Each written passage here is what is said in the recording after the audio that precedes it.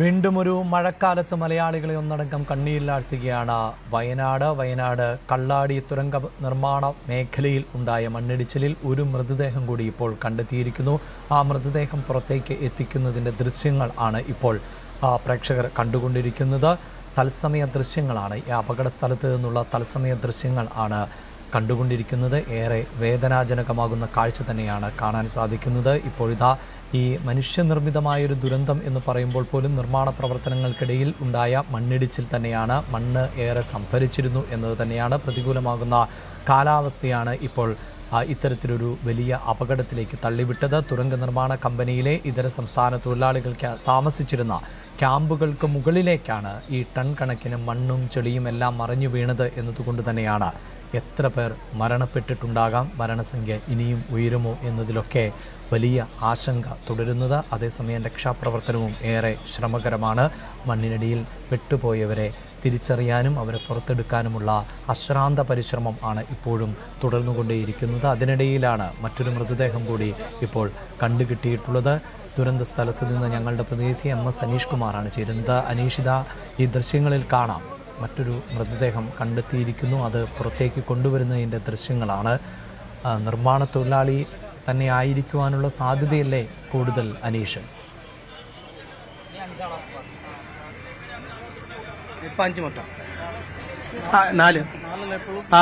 അഭിലാഷ്, നാലാമത്തെ മൃതദേഹം ഇപ്പോൾ എത്തിക്കുന്ന കാഴ്ച, അതായത് ഏതാണ്ട് ഈ കഴിഞ്ഞ കുറച്ച് സമയങ്ങൾക്കുള്ളിൽ ഇവിടെ വെച്ച് തന്നെ കണ്ടെത്തിയ രണ്ടാമത്തെ മൃതദേഹം. നേരത്തെ ഒരു മൃതദേഹം പുറത്തെത്തിക്കുകയും പുറത്തേക്ക് അത് ആംബുലൻസിൽ കൊണ്ടുപോവുകയും ചെയ്ത് നമ്മൾ കണ്ടിരുന്നു. അതിനുശേഷം ഇപ്പോൾ രണ്ടാമത്തെ മൃതദേഹം, നേരത്തെ രണ്ടുപേരെ മരണം ഔദ്യോഗികമായി തന്നെ ആദ്യം സ്ഥിരീകരിച്ചിരുന്നു. ഇതിനുശേഷം ഇപ്പോൾ രണ്ടാമത്തെ ആളുടെ മൃതദേഹമാണ് നമുക്ക് കാണാം.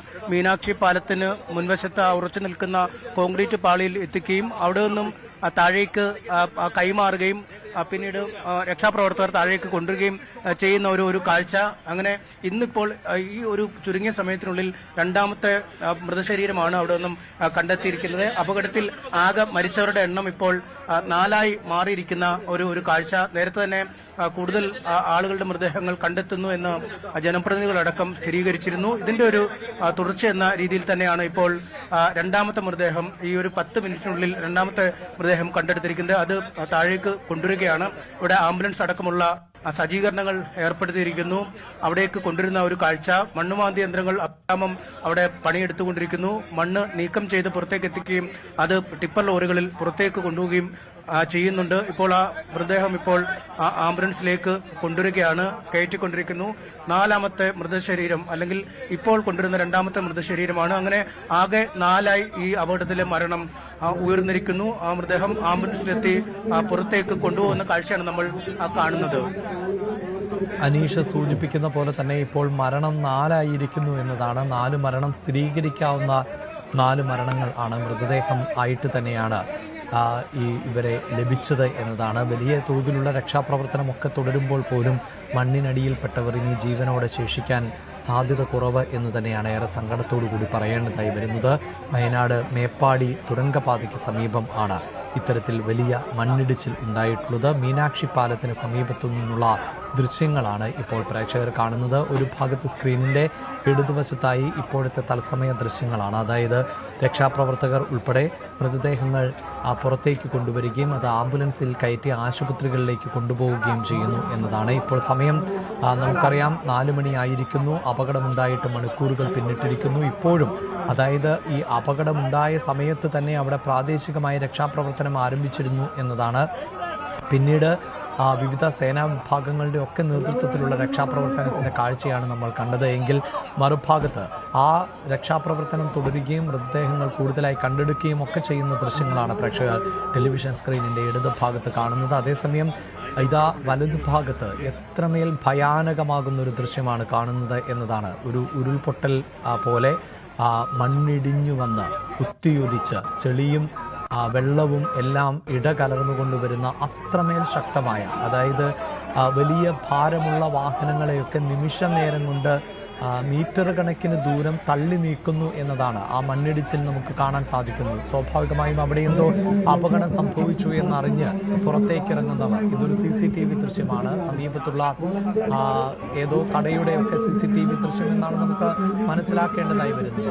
അവിടേക്ക് എത്ര പെട്ടെന്നാണ് അത്രയും ദൂരം മണ്ണ് ഇടിഞ്ഞ് കുത്തനെ ഒഴുകിയെത്തിയത് എന്നതാണ്. ആ ലോറിക്ക് സമീപത്തൊക്കെ നിന്ന് അത്ഭുതകരമായി രക്ഷപ്പെട്ടവർ, അവർ മാനസികമായി പോലും അവർക്ക് ഇപ്പോഴും ഈ ഒരു ദുരന്തത്തെ ഉൾക്കൊള്ളാൻ സാധിച്ചിട്ടുണ്ടാകില്ല എന്നതാണ് എടുത്തു പറയേണ്ടത്. പക്ഷേ അവർ രക്ഷപ്പെട്ടിരിക്കുന്നു. പക്ഷേ ഈ ദുരന്തത്തിൽ മരണപ്പെട്ടു പോയവർ, അവരുടെ കുടുംബാംഗങ്ങൾ ഇപ്പോഴും ഏറെ തൊഴിലാളികൾ, ഇതര സംസ്ഥാന തൊഴിലാളികൾ തന്നെയാണ് ഈ അപകടത്തിൽ പെട്ടുപോയവർ എന്നത് തന്നെയാണ് നമുക്ക് ലഭിക്കുന്ന വിവരം.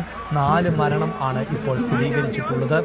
നിരവധി പേർ മണ്ണിനടിയിൽ കുടുങ്ങിയിട്ടുണ്ടോ എന്ന സംശയം ബാക്കിയാകുന്നു. ഈ സമയത്ത് ഈ മേഖലയിലേക്ക് എത്ര തൊഴിലാളികൾ ആണ് എത്തിയത് എന്നതിലൊക്കെയാണ് ഇനിയും വ്യക്തത കൈവരേണ്ടത്.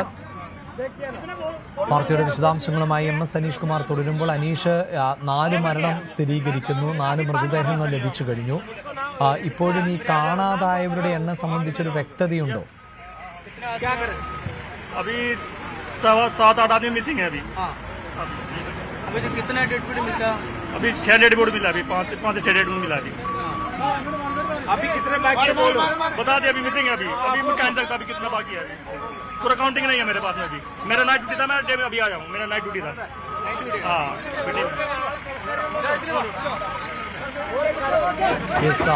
ഈ പ്രതികരണങ്ങളിൽ പോലും 7 പേരെ കാണാനുണ്ട് എന്നാണ് അവർ പറയുന്നത്.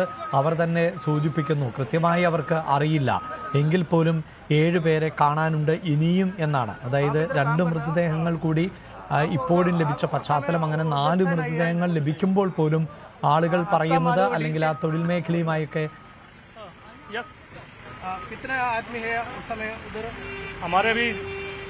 हमारे CM साहब गायब है, हमारा इंजीनियर गायब है, एक फोरमैन अभी हमारा मिल गया, डेड बॉडी मिला उसका भी, और 2 सर्वे वाले गायब हैं, वो भी मिसिंग है अभी। एक एक्सीवेटर ऑपरेटर भी गायब है, और 2 लेबर भी गायब है अभी। एक मैनेजर भी है।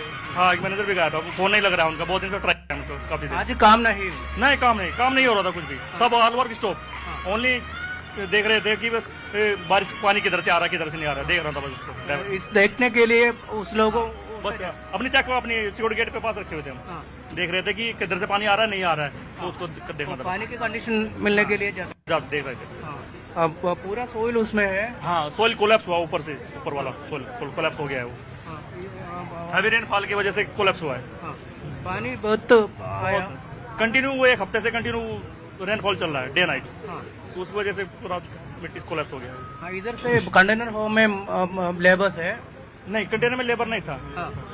नहीं, कंटेनर में लेबर नहीं सोता है, उनका तो रूम में रहता है अपना कैंप में। इसी से दूर है। वो दूर है, वो दूर है, 2 किलोमीटर दूर है कैंप। लेबर्स नहीं है, उससे मिलने के लिए जाना एम्प्लॉइज में इस एक्शन में। हाँ, अभी तक कितने डेड बॉडी मिला? कितना मिला मेरे ख्याल से 5 डेड बॉडी मिला था, 5 है हमारा लोगों अभी मिला है मेरे को 2-3 आदमी हमने आइडेंटिफाई किया अभी। हमारे के ऑपरेटर मिला है चंद्रभान, एक हमारा फोरमैन विकास फोरमैन, और भी मिला है, उनका भी नाम नहीं आया है। मैनेजर का भी नहीं, മിസ്സിംഗ് है। അവിടെ ഉണ്ടായിരുന്ന തൊഴിലാളികളാണ്, അവിടെ ഉണ്ടായിരുന്ന ഒരു തൊഴിലാളിയാണ് പറഞ്ഞത്. അതായത് മാനേജർ അടക്കം ഫോർമാൻ അടക്കമുള്ള തൊഴിലാളികളാണ് അവിടേക്ക് പോയത്. കാരണം മഴ കാരണം 2 ദിവസമായി നിർമ്മാണ പ്രവർത്തനങ്ങൾ നിർത്തിവെച്ചിരിക്കുകയായിരുന്നു. പക്ഷേ നിർത്തിവെച്ചെങ്കിലും മഴ തുടർച്ചയായി പെയ്യുന്നത് കൊണ്ട് തന്നെ ജലനിരപ്പ് അല്ലെങ്കിൽ മഴയുടെ ഒരു കാഠിന്യം എത്രയെന്ന് കണ്ടെത്താനായി, അല്ലെങ്കിൽ അത് ആ തുരങ്ക നിർമ്മാണത്തെ ഏത് തരത്തിൽ ബാധിക്കുമെന്നൊക്കെ നോക്കാൻ വേണ്ടിയാണ് മാനേജരും ഫോർമാനും ഒക്കെ അടങ്ങുന്ന സംഘം അവിടേക്ക് പോയത്. അപ്പോഴാണ് ദാരുണമായ ഈ അപകടം ഉണ്ടായിരിക്കുന്നത്. ഈ താഴ്വാരത്ത് തന്നെ, അതായത് ഈ മണ്ണ് കൂട്ടിയിട്ടിരിക്കുന്നതിന്റെ താഴെ തന്നെ ഈ കണ്ടെയ്നറുകളിൽ നിർമ്മിച്ച വീടുകളുണ്ട്. അവിടെയാണ് തൊഴിലാളികൾ താമസിച്ചിരുന്നത്. പക്ഷേ അപ്പോൾ ഈ അപകടം നടക്കുന്ന സമയത്ത് അവർ അവിടെ താമസിച്ചിരുന്നില്ല. മറുവശത്ത് ഒരു ക്യാമ്പുണ്ട്, ലേബർ ക്യാമ്പ് എന്ന രീതിയിൽ സംഘടിപ്പിച്ചിരിക്കുന്ന ഒരു സ്ഥലമുണ്ട്. അവിടെയാണ് തൊഴിലാളികൾ താമസിച്ചിരുന്നത്. അതുകൊണ്ട് തന്നെയാണ് അത്തരം ആളുകൾ ഈ അപകടത്തിൽ ഉൾപ്പെടാതെ വന്നത്. ദൗർഭാഗ്യകരം എന്ന് പറയാം. ആ ജോലികൾ പുരോഗതി വിലയിരുത്താൻ, അല്ലെങ്കിൽ മഴയുടെ തോതും എങ്ങനെയാണ് ഈ മഴ നിർമ്മാണ പ്രവർത്തനങ്ങളെ ബാധിക്കുന്നതെന്ന് വിലയിരുത്തുന്നതിനുമായി തൊഴിലാളികളുമായി പോയ ആളുകളാണ് അപകടത്തിൽപ്പെട്ടതെന്നാണ് അദ്ദേഹം പറയുന്നത്. ഒപ്പം അദ്ദേഹം തിരിച്ചറിഞ്ഞ 3 പേരുടെ പേരുകൾ കൂടി പറയുന്നുണ്ട്. വികാസ് എന്ന അടക്കമുള്ള പേരും 2-3 പേരുകൾ കൂടി പറയുന്നുണ്ട്. മാനേജർ ഈ കൂട്ടത്തിലുണ്ട്. ആ മാനേജർ ഇപ്പോഴും മിസ്സിംഗ് ആണ്, അല്ലെങ്കിൽ അദ്ദേഹത്തെ കണ്ടെത്താൻ കഴിഞ്ഞിട്ടില്ല എന്നാണ് ആ തൊഴിലാളി പറഞ്ഞത്. അദ്ദേഹത്തിന് ഈ പണിയെടുത്ത ആളുകളെ മുഴുവൻ, അല്ലെങ്കിൽ ഈ അപകടത്തിൽപ്പെട്ട ആളുകളെ മുഴുവൻ നന്നായി അറിയാവുന്ന ആളാണ് എന്നാണ് പറഞ്ഞത്. ഈ പണിയുമായി ബന്ധപ്പെട്ടല്ല, മറിച്ച് ഈ ജലത്തിന്റെ ഒരു വരവ് അല്ലെങ്കിൽ മഴ എങ്ങനെ നിർമ്മാണത്തെ ബാധിക്കുന്നു എന്ന് വിലയിരുത്താനായി എത്തിയ മാനേജരും ഫോർമാനും മറ്റു തൊഴിലാളികളുമാണ് അപകടത്തിൽപ്പെട്ടത് എന്നാണ് അദ്ദേഹം വിശദീകരിക്കുന്നത്. യെസ്, അനീഷ് കുമാർ സൂചിപ്പിക്കുന്ന പോലെ തന്നെ, അതായത് അവിടുത്തെ ഈ ജോലിയുടെ ഭാഗമായിട്ടുള്ള ആളുകൾ എന്ന് വേണം നമുക്ക് ആ പ്രതികരണങ്ങളിൽ നിന്ന് മനസ്സിലാക്കാൻ. അതിൽ അദ്ദേഹം പറയുന്നത് ജോലി ഇന്ന് ഉണ്ടായിരുന്നില്ല, തൊഴിലാളികൾ ക്യാമ്പിൽ തന്നെ തുടരുന്ന സാഹചര്യമാണുള്ളത്. പക്ഷേ മാനേജർ, എഞ്ചിനീയർമാർ പോലെയുള്ള കുറച്ചാളുകൾ അവിടെ എത്തിയിരുന്നു. അവർ ഈ ഇപ്പോഴത്തെ ഒരു സാഹചര്യം എന്ത് എന്നത് വിലയിരുത്തുക, പ്രത്യേകിച്ച് അവിടെ വലിയ തോതിൽ വെള്ളക്കെട്ട് രൂപപ്പെടുകയും വെള്ളം കുത്തിയൊലിക്കുകയും ഒക്കെ ചെയ്യുന്ന സാഹചര്യമാണ് ഉണ്ടായിരുന്നത് എന്നത് തന്നെയാണ് പറയുന്നത്. അങ്ങനെയുള്ള ഒരു സാഹചര്യത്തെ വിലയിരുത്താൻ പോയവർ ആണ് ഇപ്പോൾ അപകടത്തിൽപ്പെട്ടത് എന്നതാണ് ഏറെ ദുഃഖകരമാകുന്ന ഒന്ന്. ഒരു പക്ഷേ ഈ മഴയുടെ പശ്ചാത്തലത്തിൽ തന്നെ ആയിരിക്കണം അവർ നിർമ്മാണ പ്രവൃത്തികൾ നിർത്തിവെച്ചത്. അല്ലായിരുന്നുവെങ്കിൽ ഒരു പക്ഷേ വലിയ ദുരന്തം, അതായത് നിരവധിയായ ആളുകൾ അവിടെ ജോലി ചെയ്യുന്ന സാഹചര്യം ഉണ്ടായേനെ. അത് അപകടത്തിൻ്റെ വ്യാപ്തി വർദ്ധിപ്പിച്ചേനെ എന്ന് വേണം നമുക്ക് അനുമാനിക്കാൻ. അതുമാത്രവുമല്ല, ഈ അപകടമുണ്ടാകുന്ന ഒരു 24 മണിക്കൂർ സമയം, ആ 24 മണിക്കൂർ സമയം എടുക്കുമ്പോൾ ഈ പ്രദേശത്ത് 225 മില്ലിമീറ്ററോളം അതിശക്തമായ മഴയാണ് പെയ്തിറങ്ങിയത് എന്നതാണ് നമുക്ക് മനസ്സിലാക്കാൻ സാധിക്കുന്നത്. അതായത് സ്വാഭാവികമായും ഉറപ്പുള്ള മണ്ണിൻ്റെ ഘടനയെപ്പോലും ദുർബലപ്പെടുത്തുന്ന അത്രയും അളവിലുള്ള മഴ, ആ മഴവെള്ളം ഭൂമിയിലേക്ക് താഴുകയും അങ്ങനെ ഭൂമി ദുർബലമാവുകയും ചെയ്യുന്ന ഒരു കൂടുതൽ വാർത്തകൾക്ക് News 18 Keralam YouTube channel subscribe ചെയ്യുക.